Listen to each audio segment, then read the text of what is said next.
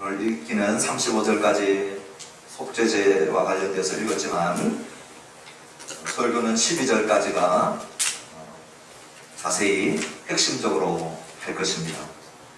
그리고 13절로부터는 반복되는 요소들이 많습니다. 그렇기 때문에 반복되는 부분들은 제가 굳이 다시 설교하지 않고 중요한 부분들만 나머지 13절로부터 35절까지는 거의 함께 짧게 이렇게 볼 수 있기 때문에 12절까지를 집중해서 본다 생각을 하시면 될 것 같습니다. 하늘나무교회에서 말씀을 전할 때 한 절 한 절 우리가 굳이 읽고 또 전하는 이유가 있습니다.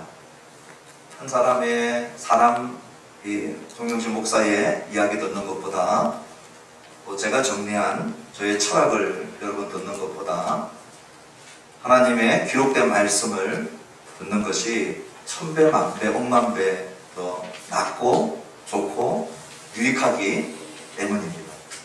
어떤 때에는 조금 지루할 수도 있고 어떤 때에는 굳이 한 장 한 장 한 절 한 절을 다 이렇게 하실까 그런 반문이 될 때도 있고, 저도 오늘같이 레위기 4장을 할 때는 35절까지나 내가 말씀인데 우리는 제한된 시간 안에 끝내야 되는데 갈등이 없지는 않죠.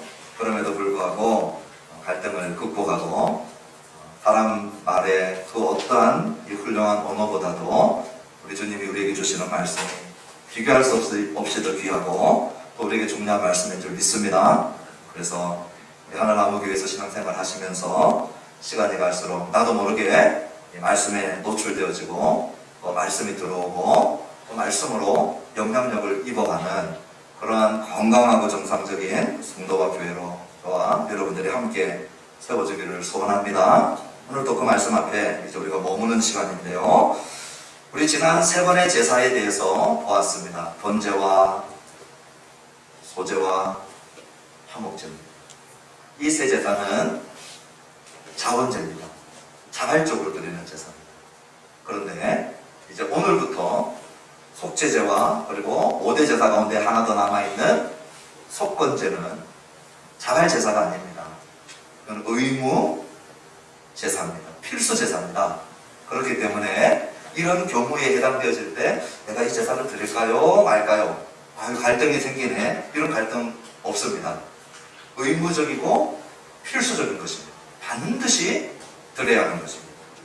그래서 속죄제는 필수 제사고 의무 제사다 하는 것을 아시고, 이 속죄제의 이름을 핫타트라고 하는 이름을 가지고 붙여 놓았습니다. 이 핫타트가 히브리어인데 히브리어는 어려워요. 저희들에게도 어려워요. 이 핫타라고 하는 죄와 관련되어져서 드려지는 제사, 그래서 핫타트를 썼어요.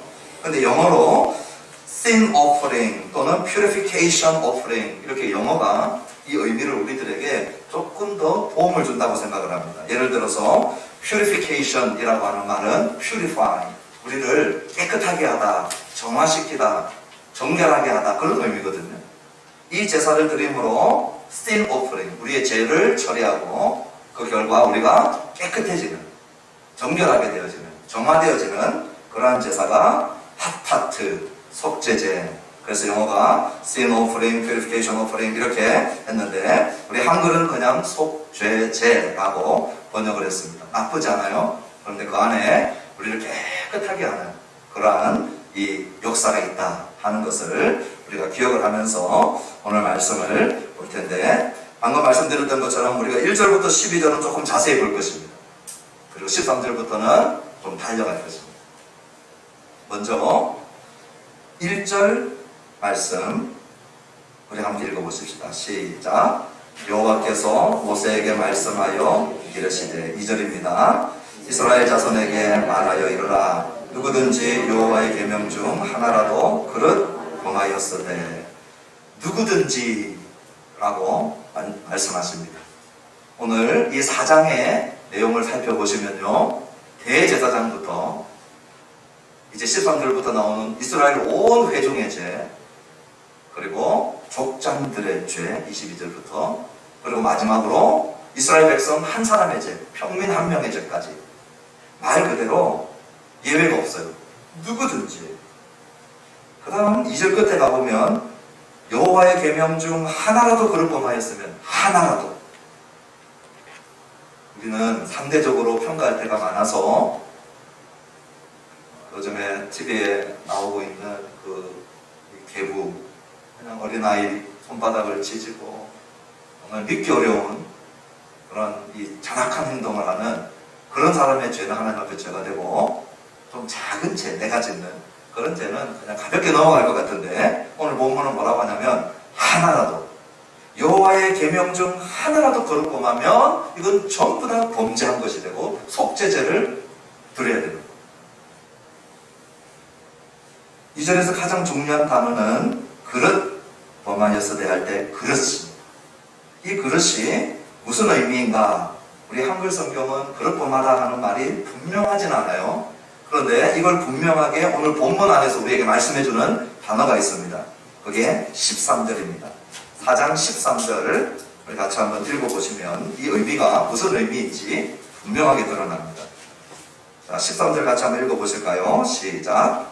만일 이스라엘 온 회중이 여호와의 계명 중 하나라도 부지 중에 범하여 허물이 있으나 스스로 깨닫지 못하다가, 여기 부지 중에라고 하는 단어하고 그릇 범하다 2절에 그릇이라고 하는 단어는 히브리어 이 어근이 똑같아요.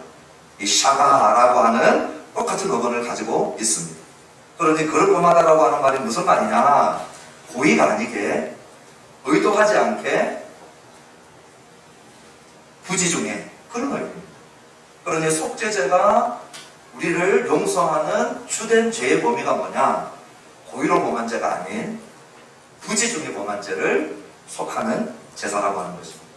구약의 제사가 우리의 고의로 범한 죄에 대하여서 죄 용서의 길이 완전히 닫혀 있지는 않습니다. 이제 16장에 가면 대속죄에 대해서 얘기할 때 그때 모든 죄를 다루는 것 안에 그 공간들이 있지만, 주로 죄를 다스리는 곳이 부지 중에 짓는 죄. 예를 들면 이스라엘 백성이라면 저와 여러분들이 지금 여행 중에 있습니다. 유럽 찍고, 그리고 이제 동유럽 찍고 서유럽으로 가려가는데 안식일인지 깜빡하고 그냥 국경을 넘어갔단 말이죠. 보니까 오늘이 안식일인데 나는 지금 이 에펠탑 가서 차 마실 생각을 하고 있었던 거예요. 그날이 안식일이에요. 정말 부지 중에 찍었어요. 의도하지 않았어요. 그럴 때 속죄죄를 드려야 됩니다. 그럼 똑같이 안식일을 범했는데 민수기에 보면 고의로 안식일을 범한 자는 죽이게 되어져 있어요. 부지 중에 짓는 죄에 대하여서 속죄죄를 드리도록, 우리의 연약함 때문에 기억 잘 못하고 깜빡거리고 그런 연약함이 포함되어져 있는 의도하지 않고 고의적이지 않는 죄를 향하여서 용서해 주시는 그 제사가 이제 속죄제다 하는 것을 말씀하고 있는 것이죠. 그것이 그릇 범하였으되라고 하는 말씀인 것입니다. 자, 이제 3절로부터 12절은 우리가 가장 중심적으로 다루는 기름 부음 받은 제사장의 범죄를 어떻게 속죄제사로 드릴 것이냐 하는 부분들을 다룹니다. 우리 3절 먼저 읽어보십시다. 시작. 만일 기름 부음을 받은 제사장이 범죄하여 백성의 허물이 되었으면 그가 범한 죄로 말미암아 흠없는 수송아지로 속죄제물을 삼아 여호와께 드릴지니, 기름 부음을 받은 제사장, 먼저 이 사람이 누구냐 하는 것입니다. 제사장들은 많이 있었는데 오늘 여기 나와 있는 기름 부음을 받은 제사장은 대제사장입니다. 기름 부음을 받은 제사장이라고 하는 이 표현이 구약 성경 전체에 4번밖에 안 나옵니다. 다 레위기에서만 나옵니다. 그 3번이 오늘 우리 4장에 나왔어요. 방금 읽었던 3절에 나왔고, 5절에 보시면 한 번 더 기름 부음 받은 제사장 이렇게 나오고, 16절에 보시면 또 한 번 나옵니다. 기름 부음 받은 제사장. 그리고 마지막이자 4번째가 같은 레위기 책 6장 22절에 있습니다. 이 사람이 누군지를 가장 정확하게 알 수 있는 길이죠. 우리 6장 22절을 한번 가볼까요? 2장을 넘기시면 레위기 6장 22절이 있습니다. 우리 22절의 말씀을 같이 한 목소리로 합독하십니다. 시작. 이 소재는 아론의 자손 중 기름 부음을 받고 그를 이어 제사장 된 자가 드릴 것이요 영원한 규례로 여호와께 온전히 불사를 것이니. 22절에 보니까 아론의 자손 중 기름 부음을 받고 그를 이어, 그를 잇는 것은 아론을 잇는 것입니다. 아론은 제사장입니다. 그러므로 아론을 이어서 기름 부음 받은 자는 누구냐? 대제사장이에요. 오늘 여기 3절은 그러므로 대제사장이 범죄했을 경우가 되는 것입니다. 놀랍죠? 일반 평민이나 족장이나 이스라엘 회중이 범죄하는 것에 대해서는 우리가 하나도 놀랍지 않는데 당연히 제치고 살 것 같은데 1년에 한 번씩 지성소까지 들어가는 대제사장이 죄를 지을 수 있느냐? 지을 수 있어요. 아담 이후에 우리 예수님 빼놓고는 죄 안 짓는 사람이 아무도 없어요. 그런데 이 대제사장이 죄를 지었을 경우 자기 죄 때문에라도 속죄제를 드려야 되고 또 하나의 가능한 경우가 뭐냐? 아마 제사장 그룹들이 범죄했을 때 대표적 책임을 지는 대제사장이 속죄제를 드렸을 것입니다. 어떻게 하냐면 우리 이제 조금 이따 같이 볼 텐데요.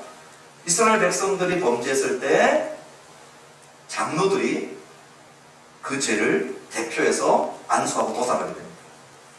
그러므로 장로가 대표성을 가지고 속죄제를 드렸다면 대제사장도 제사장 그룹을 대표해서 속죄제사를 드렸을 것이다. 그러므로 두 경우가 가능합니다. 대제사장이 자기 죄 때문에 그리고 같은 동료 제사장들의 죄를 책임지고 그랬을 경우에 어떻게 해야 되느냐? 오늘 여기 보니까요. 백성의 허물이 되었다. 그랬어요.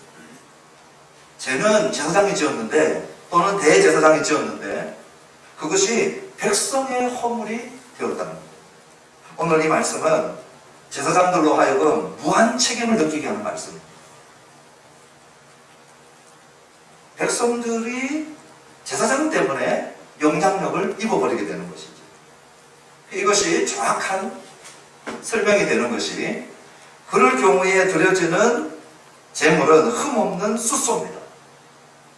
이제 좀 이따가 우리 13절부터 이스라엘 온 회중이 전부 다 속죄제를 드려야 될 경우가 되었을 때 그때 드려야 될 제물이 흠없는 숫소입니다. 똑같아요. 그러므로 제사장 한 사람의 범죄는 한 사람의 범죄로 끝나지 않는다는 것입니다. 리더의 범죄는 리더 한 명의 범죄로 끝나지 않는다는 것입니다. 우리 대표 기도할 때 위정자들을 위해서 기도하고 교회의 리더십을 위해서 기도하는 것은 저는 너무나도 중요한 기도라고 생각을 합니다. 그 사람 앞에 하는 기도가 아니죠. 우리가 당연히 마땅히 기도할 때마다 해야 될 기도고 특별히 제사장들은 무한 책임을 느껴야 되는 장면입니다. 우리 하늘나무교회 오늘 2부 예배에 한 20여 분 가까이 나오셔서 예배 드리는데 오늘 제가 범죄하면 우리 성도님들 한 20여 분이 범죄한 그러한 이 무게로 달려지는 거예요.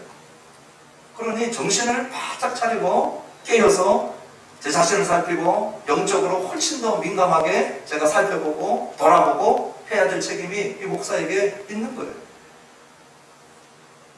우리보다 규모가 좀 커지면 100명, 1000명, 10,000명 되면 어떻게 해야 될까요?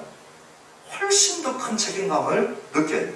물론 우리 영혼이 물리적인 수량하고 똑같이 취급되지는 않지만 오늘 희생제물로 드려지는 이 숫소를 오늘 대제사장과 이스라엘 온 회중들의 죄를 속죄할 때 같이 드려지는 것을 볼 때에 그 성도들의 숫자와 제사장의 책임감은 비례하고 있다는 것을 보게 됩니다.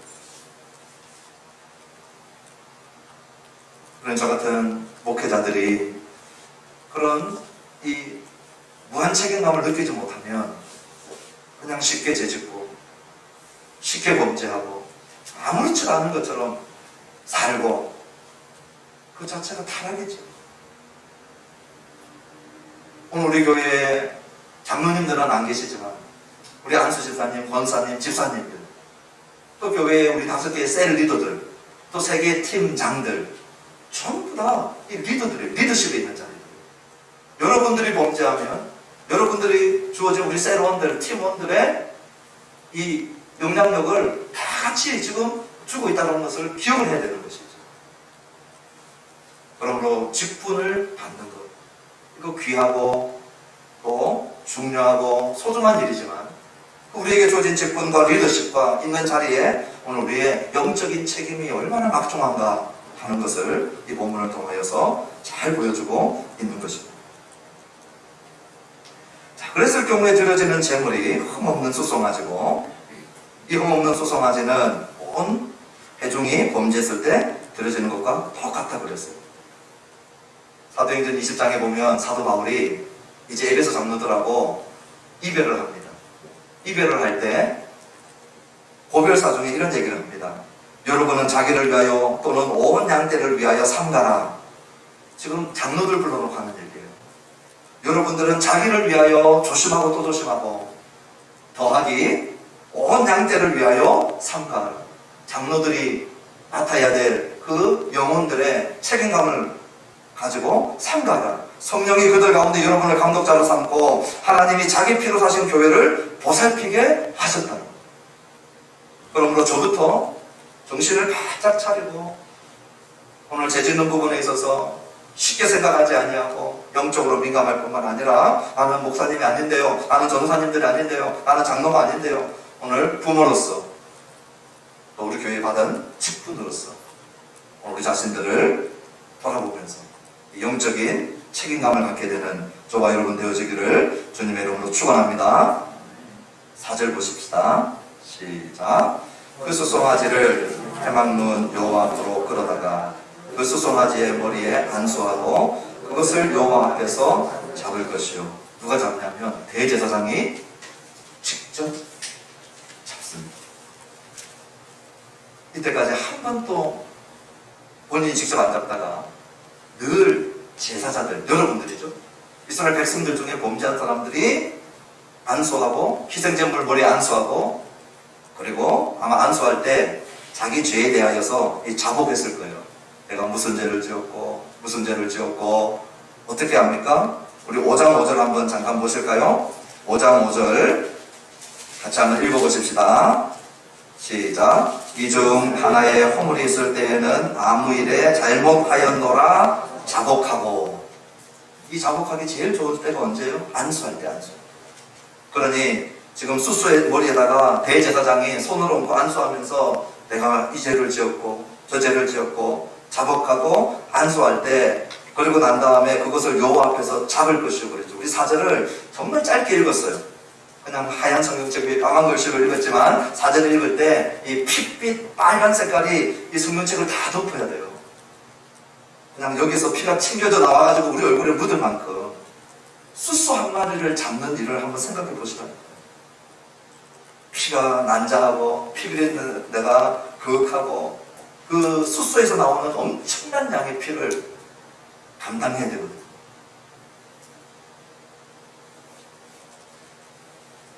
죄에 대하여서 조금이라도 낭만적인 생각이 없도록 죄를 갖고 장난칠 생각을 아예 못하도록 그 수송아지를 대제사장이 직접 잡습니다. 제사자가 직접 잡아요. 이 경우는 유일하게 대제사장이 제사자가 되어서 모든 걸 전체를 다 진행하는 유일한 제사입니다. 원래 제사자가 해야 될 일이 있고 제사장이 해야 될 일이 있죠. 대제사장의 죄만큼은 자기가 다 해야 됩니다. 5절입니다. 시작. 기름 부음을 받은 제사장은 그 수송아지의 피를 가지고 회막에 들어가서, 그렇죠. 기름 부음 받은 제사장이 안수하고 기름 부음 받은 제사장이 수송아지 잡고 수소 잡고 그리고 자기가 대제사장이기 때문에 그 피를 가지고 회막에 들어가는 일, 이 제사장이 해야 될 일인데 자기가 지금 다 하게 됐어요.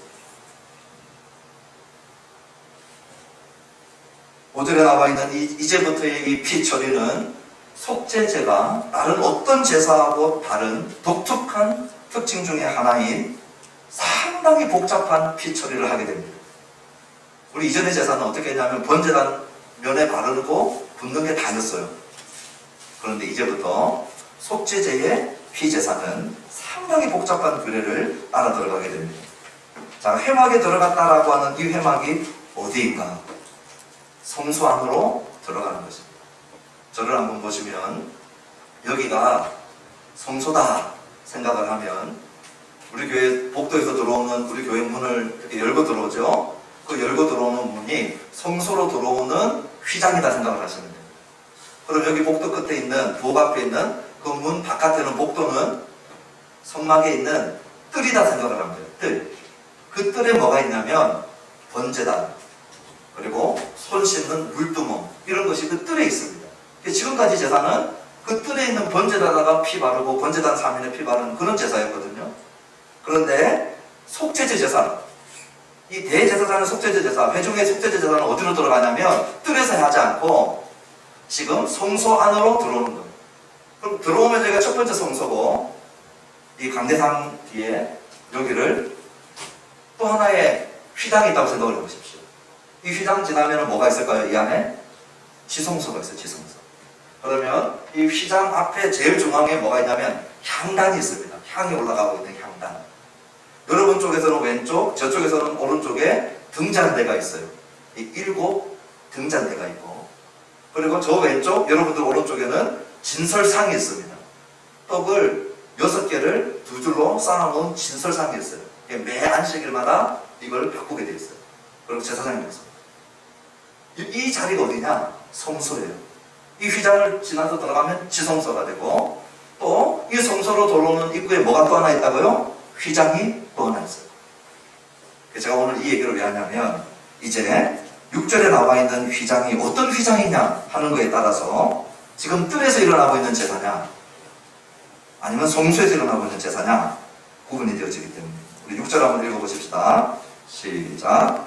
그 제사장이 손가락에 그 피를 찍어 요 앞고 성소의 휘장 앞에 7번 뿌릴 것이며, 자, 제사장이 손가락을 그 피에 담그고 그리고 7번 뿌립니다. 이 휘장이 어느 휘장이냐? 우리 한글 성경은 똑같은 휘장인데 감사하게도 히브리어는 지성소 앞에 있는 휘장을 바로케트라고 하는 단어를 쓰고, 성소에 들어오는 휘장, 성소 앞에 있는 휘장을 마사크라고 하는 단어를 씁니다. 구별된 단어를 씁니다. 오늘 6절에 나와 있는 이 휘장은 바로케트예요. 지성소 앞에 있는 휘장 앞에 뿌리게 되어 있어요. 그러니 성소에서 지금 이 일들이 진행되고 있다는 것을 알게 되죠. 7번 뿌릴 때마다 대제사장이 그 죄에 대하여서 고백을 하고, 또 다시는 이 죄를 짓지 않도록 결단을 하고, 이 피 뿌림을 통하여서 죄 용서함을 구하는 그런 마음을 가지고 지금 성소 앞에서, 휘장 앞에서 뿌리고 있는 모습을 보여줍니다. 7절입니다. 시작. 제사장은 또 그 피를 요와 해막한 향단 뿔들에 바르고 그 송아지의 피 전부를 해막문 번제단 밑에 쏟을 것이며, 자, 피가 상당히 복잡한 절차를 속죄 제사가 보여준다 그랬죠. 7절에 오면은요, 향단 뿔에 발라야 됩니다. 이 향단 뿔은 지성소 휘장 앞에 정중앙에 이 향단이 있고, 그 향단의 향이 계속 타고 있어요. 그 뿔 4개가 있습니다. 그 4개의 뿔에 제사장이 직접 뿔들에게 발라야 돼요. 그 다음 그 송아지의 피 전부를 남은 모든 피는 어디에 하느냐? 번제단, 뜰로 나와가지고 뜰에 있는 번제단에다가 번제단 밑에 전부 다 쏟아붓습니다. 그러면 왜 이렇게 피를 바르고 뿌리고 쏟냐? 여기에 대하여서 많은 해석을 하고 있는데, 제일 좋은 해석은 레위기가 직접 우리에게 뭐라고 말씀해 주느냐 하는 것입니다. 우리 레위기 16장 19절을 보면요, 왜 이렇게 피를 뿌리는가, 거기에 대하여서 레위기가 우리에게 직접 얘기해 줍니다. 레위기 16장으로 가셔서 19절의 말씀을 같이 한번 읽어보시는 겁니다. 시작. 또 손가락으로 그 피를 그 위에 7번 뿌려 이스라엘 자손의 부정에서 제단을 성결하게 할 것이요. 피 뿌림은 성결하게 합니다. 깨끗하게 하는 것이다. 정화시키는 것이다. 그 말씀을 하고 있는 것입니다. 그럼 놀라운 것은 뭐냐면, 왜 휘장 앞에 뿌리고, 왜 향단 뿔에다가 뿌리고, 왜 번제단 사면에 뿌리고, 왜 쏟아붓느냐? 저와 여러분들이 죄를 범하면 죄가 나 혼자의 문제로 끝나지 않는다는 것을 말씀해주고 있어요. 우리는 이런 생각을 레위기 말씀을 보지 않았다면 절대 못하고 살았어요. 그런데 레위기 말씀을 보니까 제사장이 죄를 지으면 자기 혼자의 문제가 아니고 백성들에게까지 허물이 돼요. 뿐만 아니라 오늘 우리가 죄를 지으면 성막이 오염됩니다. 성막이 오염이 돼요. 제사장이, 대제사장이 범죄하면 더 깊은 곳까지 오염되고, 일반 리더십이나 평민이 범죄하면 얕은 곳에 오염을 가죠. 그러나 성막은 오염됩니다. 그래서 일반 평민이든 대제사장이든 반드시 피 뿌려야 되는 것입니다. 그렇게 피를 뿌려야 오염되어졌던 성전이 깨끗해지는 거예요. 성막이 깨끗해지는 거예요. 성막은 우리 하나님의 임재가 있는 것이고 성막 안에 있는 모든 이 제의 기구들은 하나님의 임재를 상징하고 있는 것들이었어요. 그러니 거룩하신 하나님이 우리를 만나서 우리와 함께하고 싶고 우리를 용서하고 싶고 우리를 축복하고 싶은데 그것이 오염되어져 있으면 우리 주님이 오실 수가 없는 거죠. 우리 교회에 불이 난 적이 한 번 있습니다. 우리 금요기도회 때 그게 작년인지 재작년인지 벌써 제가 가물가물한데 우리 금요기도회 하고 있는데 이 부엌에서 이 플러그에서 이 발화돼가지고 이 불이 번쩍번쩍한 거예요. 우리 지우가 주일학교 학생이 보고 불이야 해가지고 우리가 바로 소화기 불에서 껐습니다. 큰 다른 피해는 없었는데 나중에 감식반에서 와가지고 하는 얘기가 발화 지점이 플러그였다는 거예요. 그 플러그가 먼지가 쌓이고 또 쌓이고 또 쌓이고 근데 가열을 계속 하니까 그 가열을 하던 그 가열이 섞여 있는 기름때랑 먼지랑 이게 묶여 있다가 발화된 거예요. 근데 그 플러그가 원래 잘 그 열을 이길 수 있도록 되어 있을 텐데 뭐 불량품이었든지 어쨌든 그래서 불이 났던 거예요. 우리의 죄가 기름때와 같다는 거예요. 기름. 그러니까 내가 죄를 지으면 내 마음이 뭐 냄비라고 할까요? 프라이팬이라고 할까요? 뭐 거기만 오염되는 게 아니고 이 오염이 타인에게도 제사장이면 백성에게도 되어지고 성막 안까지 오염된다. 그걸 내버려두면 이 발화점이 발생하는 거죠. 그래서 하나님의 거룩 이것이 마치 어떤 면에 있어서는 이 고압 전류와 같은 면이 분명히 있습니다. 오늘 우리가 이 더울 때 에어컨을 틀어서 그래도 온도를 낮추어서 시원하게 비교적 상쾌하게 예배할 수 있어요. 냉장고를 이 전기가 돌려줘서 우리가 시원한 수박도 꺼내 먹어요. 그런데 그 똑같은 전기가 피복이 벗겨져 있는데 맨손으로 만졌다. 어떻게 될까요? 죽는 거예요. 또는 플러그에 씻어주지 않고 관리하지 않고 기름때가 덕지덕지 붙어 있는데 먼지도 가득 붙어 있는데 계속 관리되지 않은 상태로 계속 썼다. 언젠가 발화하게 되면 불이 납니다. 그러니 이 하나님의 거룩하신 그 임재가 오늘 우리들에게는 냉장고나 우리들에게는 에어컨이나 정말 반드시 있어야 되고 필요하고 유익을 가져다 주는 것인데 오늘 우리의 죄가 거기에 덕지덕지 끼어있고 그 죄가 씻기지 않고 다스려지지 않은 상태로 하나님을 만나게 될 때는 그것이 위험한 요소가 된다. 그래서 속죄제를 통하여서 씻어내라. 씻어내라.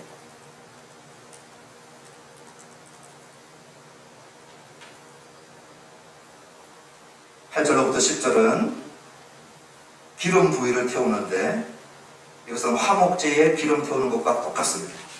그래서 제가 설교하지 않고 우리 읽고만 가겠습니다. 8절부터 10절입니다. 시작.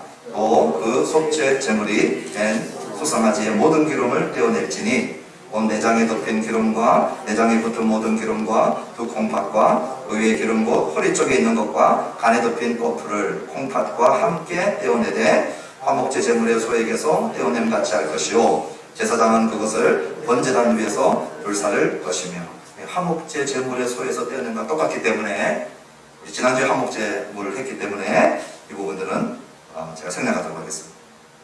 이제 나머지 11절과 12절은 그럼 남아있는 소의 이 잔존물들은 어떻게 처리할 것이냐.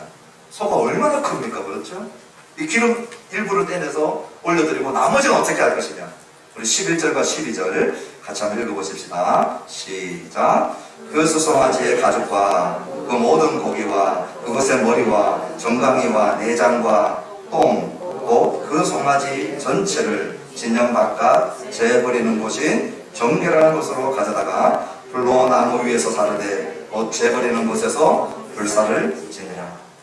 저는 사실 11절과 12절 말씀 읽으면서 혼자서 적지 않은 충격도 받고 또 한참 묵상하게 됐던 말씀이기도 해요. 왜냐하면 수송아지의 가죽을 처리하는데요. 기억나실지 모르겠지만 번제는 다 태워서 드렸어요. 그런데 안 태운 게 하나 있는데 뭐냐면 가죽은 안 태웠어요. 그 가죽은 제사장 몫으로 돌려줍니다. 가족 빼놓고는 다 태워서 드리는 제사가 번제예요. 가족은 안 태웠다는 거예요. 그런데 속죄제에 제물로서의 숫송아지의 가족 얼마나 크고 양이 많겠어요? 그거 제사장 손 하나 까딱하지 못하도록 다 태웁니다. 다 태웁니다. 두 번째는요, 그 모든 고기와 그것의 머리와 그랬어요. 우리 머리부터 발끝까지라고 하는 표현 쓰죠. 오늘 그 기름 뗀 부위 빼놓고 소의 머리부터 발끝까지 다 갖다 버려서 태우라는 거예요. 그것의 머리와 정강이와 내장과 똥이다. 세 번째는 12절 시작하는 성경이 노골적으로 쓴 단어예요. 똥. 소고기의 나머지 모든 가죽 포함 머리부터 발끝까지 전부 다 똥치고 가는 거예요. 똥치고. 그래서 똥과 함께 진영 바깥에다가 버리라는 거예요. 진영 바깥에다가. 진영은 예루살렘 성 안입니다. 이전에는 진처에 있었던 곳인데 예루살렘 성 안인데 성 안에 안 된다는 거예요. 이것은 성 바깥에 쓰레기 소각장에다가 갖다 버리라는 거예요. 제사 지내고 남은 것들을 처리하는 그 소각장이 있는데 그곳에다가 바깥에 내어다가 불살라서 버리라는 거예요. 그러니 그 소고기의 나머지 모든 부위들, 우리가 볼 때는 꽃등심이고 우리가 볼 때는 정말 맛있는 이 부채살이 있고 막 맛있는 부위들이 잔뜩 붙어 있는데 오늘 레위기의 관점에서, 속죄제의 관점에서 보니까 그게 똥과 같아. 똥과 냄새나고 혐오스럽고 구역질나고 토할 것 같아. 하나님 왜 똥처럼 보십니까? 하나님 왜 똥처럼 다루십니까? 안수할 때 그 죄가 흠없는 수송아지를 골라봤지만 안수할 때 그 죄가 전부 다 전가되어졌습니다. 그 수송아지가 죄로 오염된 모습을 우리 하나님이 배설물 같아요. 죄의 혐오스러움과 죄의 끔찍함을 오늘 12절에 똥치국을 하시고 진영 바깥 버리는 곳에 갖다 버리도록 말씀하고 있는 겁니다. 마태복음 27장에 읽어보면 우리 예수님이 예루살렘 성 안에서 달려 돌아가시지 않아요. 우리 예수님이 진영 바깥으로 나가셔요. 성 바깥으로 나가셔요. 우리 예수님이 십자가에 달린 장소가 골고다 해골이라고 하는 장소인데 그 장소는 예루살렘 성 바깥에 있어요. 우리 예수님이 그냥 골고다로 가신 게 아니고 이 속죄제의 말씀을 성취하기 위해서, 속죄 제물이 되시기 위해서 진영 바깥으로 나가신 거예요. 저도 이 골고다를 제 눈으로 본 적이 있는데요, 진짜 해골처럼 생겼어요. 이렇게 절벽이 있고 그 절벽 위에 십자가에 달리셨는데 그 절벽을 멀찌감치 떨어져서 보면 이 움푹 파인 해골의 모습이 그대로 드러나요. 이 해골은 죽음의 상징이죠. 그 죽음의 꼭대기에 정수리에 십자가가 박혀있는 거예요. 그러니 우리 예수님의 죽음을 정복하고 있는 모습으로 달려있고, 이 죽음이 어디서 왔느냐? 죄로부터 왔다 그랬거든요. 그러니 죄와 사망의 문제를 십자가에서 정복하고 계시는 모습으로 지금 신약성경은 우리들에게 보여주고 있고, 그것을 성취하신 우리 예수님은 오늘 이 속죄제는 고의가 아닌 내가 부지 중에 지은 죄를 주로 속죄했는데, 우리 예수 그리스도의 그 보혈은 오늘 우리의 부지 중에 지은 죄뿐만 아니라 오늘 우리의 완악함 때문에 지었던 죄까지도 우리 주님은 다 용서하실 수 있는 그 피를 흘려주신 줄 믿습니다. 헐렁 피를 흘려주셨어요. 그래서 히브리서 13장 11절에 이는 죄를 위한 짐승의 피는 대제사장이 가지고 성소에 들어가고 그 육체는 영문 밖에서 불사르리라. 우리 예수님의 이 죽음이 왜 영문 밖으로 나가셔서 죽으셔야 했는가? 이 속죄죄에 대한 성취로 죽으시는 모습을 보여주고 있는 것이에요. 동시에 오늘 우리가 이 죄에 대하여서 어떻게 볼 것인가? 오늘 저와 여러분들이 정말 배설물처럼 보고 있는가? 똥처럼 보고 있는가?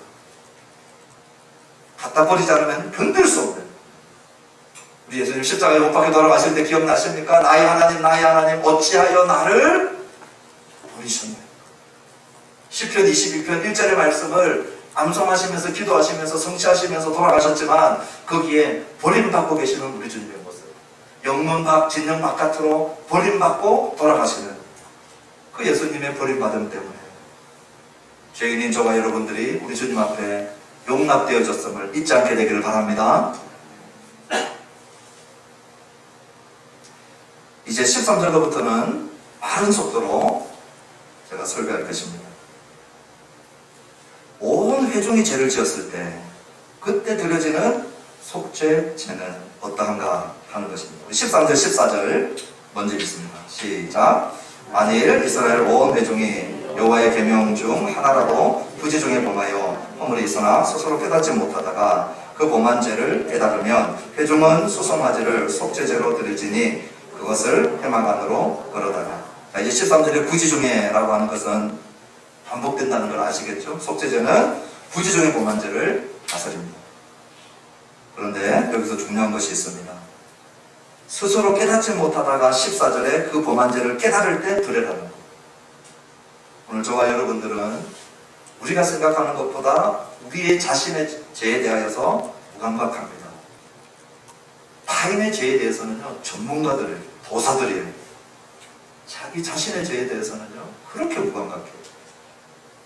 그런데 그 범한 죄를 깨닫게 됐어요. 어떻게 깨닫게 됐는지 레위기는 침묵하지만 주로 선지자들이 이 역할을 했죠. 죄에 대하여서 성토하고 질책하고 그리고 기록된 말씀을 읽다가 깨닫게 되는 거예요. 누군가가 와서 그 말씀을 가지고 나한테 얘기해 줄 때 깨닫게 되는 거예요. 설교를 듣다가 깨닫게 되는 거예요. 오늘 묵상한 말씀을 읽다가 이게 나한테 찔림이 되는 거예요. 그래서 성령님께서 너 이거 회개해라. 너 이거 옳지 않다.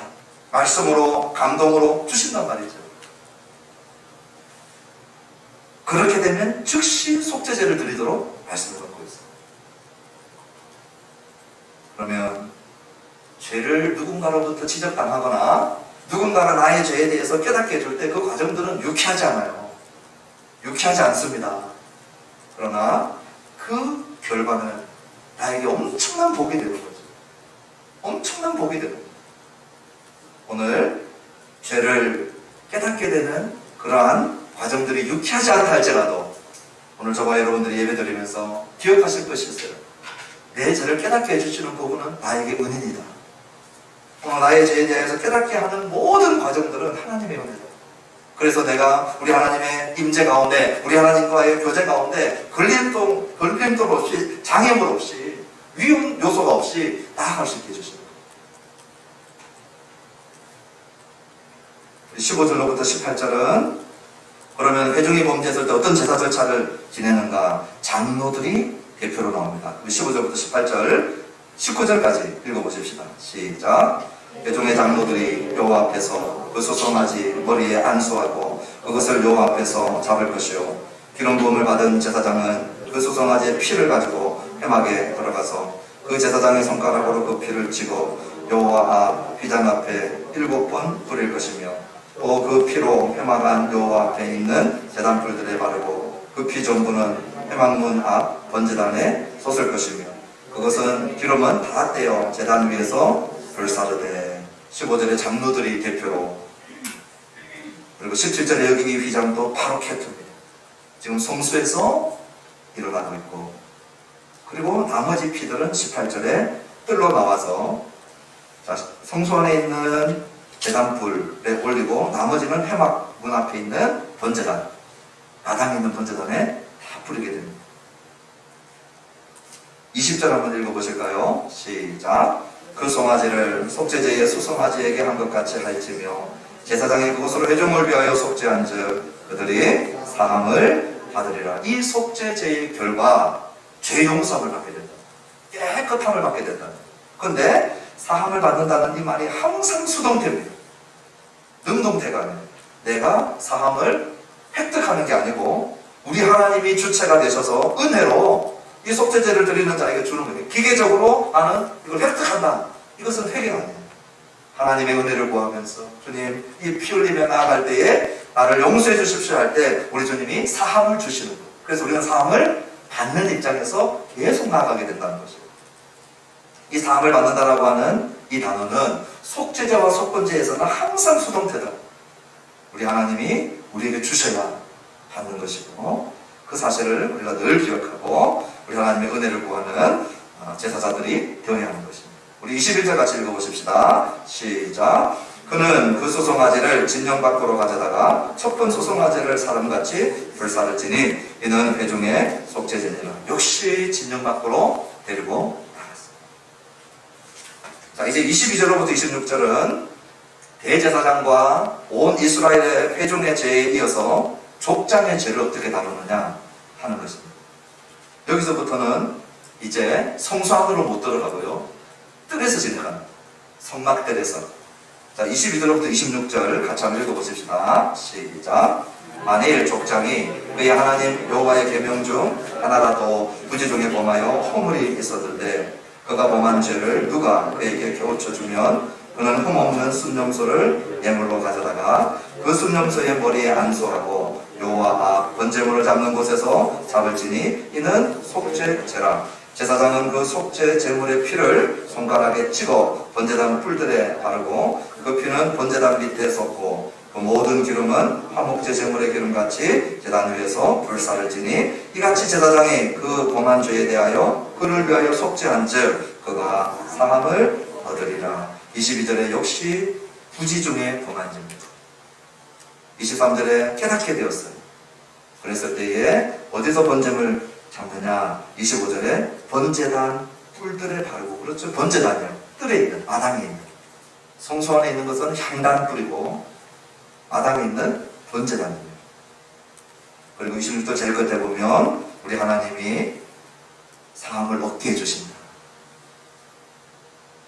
자, 마지막으로 이제 27절부터는요, 일반 평민이 죄를 범했을 때 어떻게 할 것이냐. 31절까지가 암염소를 가지고 제물로 나오는 것이고요, 32절부터는 암양을 가지고 나오는 것입니다. 자, 우리 27절부터 31절까지 일반 평민이 죄를 지었을 때 읽어보십시다. 시작. 만일 평민의 한 사람이 여호와의 계명 중 하나라도 부지 중에 범하여 허물이 있었는데 그가 범한 죄를 누가 그에게 깨우쳐 주면 그는 흠없는 암염소를 끌고 와서 그 범한 죄로 말미암아 그것을 예물로 삼아 그 속죄 제물의 머리에 안수하고 그 제물을 번제물 잡는 곳에서 잡을 것이요, 제사장은 손가락으로 그 피를 치고 번제단 뿔들에 바르고 그 피 전부를 제단 밑에 쏟고 그 모든 기름을 화목제물의 기름을 떼어낸 것 같이 떼어낸 제단 위에서 불살라 여호와께 향기롭게 할지니 제사장이 그를 위하여 속죄한즉 그가 사함을 받으리라. 마지막 32절은 제물이 바뀝니다. 어린 양이 아닌 이 어린 양 암컷입니다. 어린 양 암컷. 자, 우리 32절부터 35절까지 읽어보십시다. 시작. 그가 만일 어린 양을 속죄제물로 가져오려거든 흠없는 암컷을 끌어다가 그 속죄제 제물의 머리에 안수하고 번제물을 잡는 곳에서 속죄제물로 잡을 것이요, 제사장은 그 속죄제물의 피를 손가락으로 찍어 번제단 뿔들에 바르고 그 피는 전부 제단 밑에 쏟고 그 모든 기름을 화목제 어린 양의 기름을 떼어낸 것 같이 떼어내 제단 위 여호와 화제물 위에서 불사를 지니 이같이 제사장이 그가 범한 죄에 대하여 그를 위하여 속죄한즉 그가 사함을 받으리라. 34절에 역시 번제단 마당인 성막들에 이 속죄제가, 일반 평민의 속죄제가 진행된다 하는 것을 보게 됩니다. 이제 말씀을 마치면서 우리 몇 가지를 생각을 하고 마치면 좋겠습니다. 우리가 죄를 지으면 우리가 생각하는 것보다 훨씬 심각한 오염을 불러온다는 것입니다. 죄 짓는 우리 자신은 물론이요, 그 사람의 리더십의 권위의 영향력 아래 그 아래에 있는 사람들에게도 영향력을 주고 있다는 것입니다.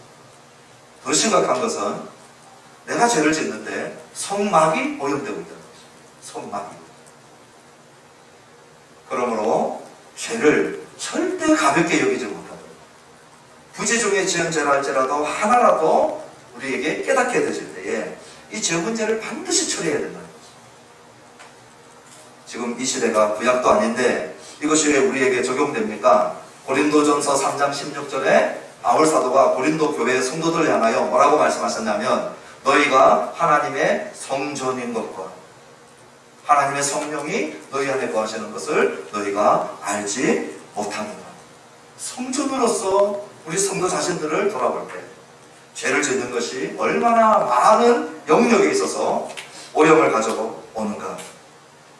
그러므로 오늘 이 속죄제는 우리가 거룩하신 하나님하고 함께하기 위해서는 반드시 정결해야 되고, 반드시 이 죄 문제를 대하여서 다스리고 처리해야 된다는 거죠. 그 방법으로 이 속죄제를 우리에게 주신 것입니다. 수송아지든 순염소든 순양이든, 이제 우리 다음 주에 보게 되겠지만, 그것도 될 수 없을 때에는 비둘기든 심지어는 고운 가루라도 가지고 와서 반드시 우리 하나님 앞에서 이 죄 문제를 해결하도록 해놓고 있는 거죠. 저와 여러분들이 예수님의 십자가 공로로 이미 구원받은 백성이라 할지라도 계속해서 우리의 신앙생활 가운데 우리의 연약함을 인하여서 우리가 범죄하며 살아갈 때 오늘 요구하고 있는 것이 뭐냐? 끊임없이 자백하고 끊임없이 주님 앞에 돌이켜서 그리스도의 보혈의 피뿌림이 우리들에게 부어질 때 오늘 우리의 이 죄악들을 우리 주님께서 사하시고 용서하시고 깨끗게 하시는 줄 믿으시기 바랍니다.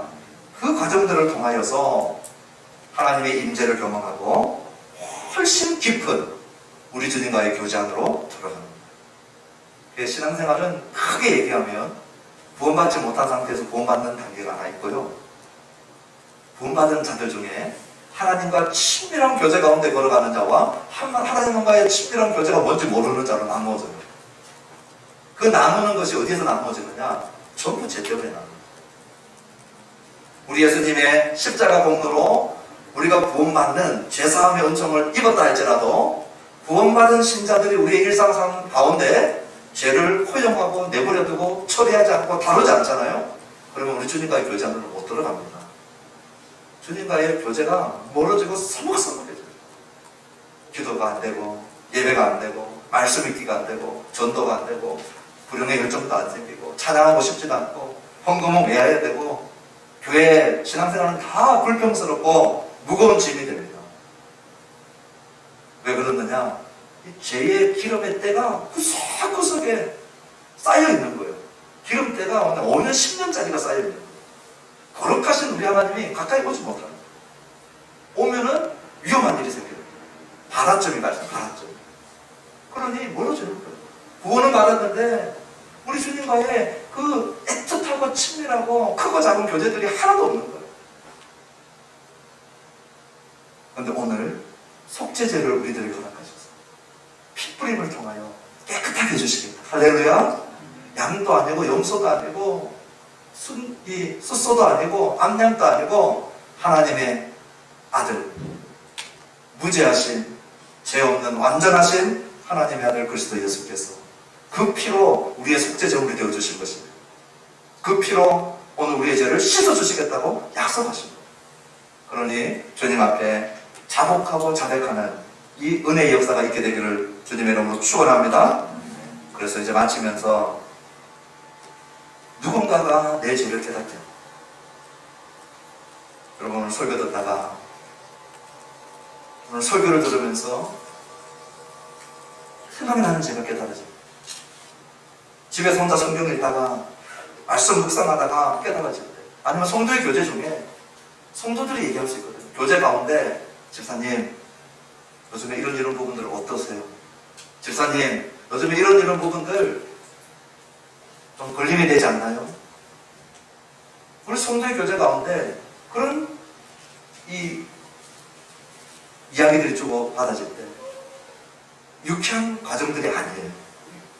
그러나 오늘 죄를 깨닫는 것이 어떤 과정을 통해서라도 그 죄를 깨닫는 지점으로 가는 것은 정말 복된 자리라고 하는 것을 알게 되기를 바랍니다. 그리고 깨닫게 되어질 때에 즉각적으로 회개하는 순종이 있게 되기를 축원합니다. 저는 오늘 이 사장의 말씀을 가지고 위로 많이 받았어요. 대제사장도 죄를 짓구나. 나랑 똑같구나. 너무 감사했어요. 대제사장도 죄를 짓는구나.